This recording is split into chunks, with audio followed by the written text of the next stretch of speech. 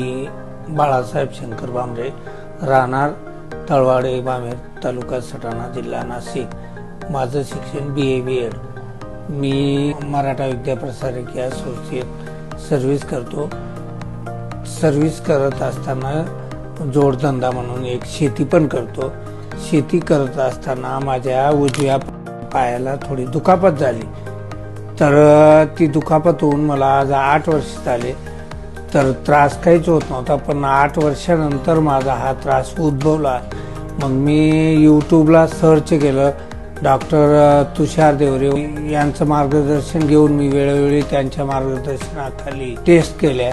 मग टेस्ट झाल्यानंतर परत पुन्हा एक किडनीची टेस्ट करायला लावली। डॉक्टर भूषण सुरजे सर यांची पण पुन्हा टेस्ट केली।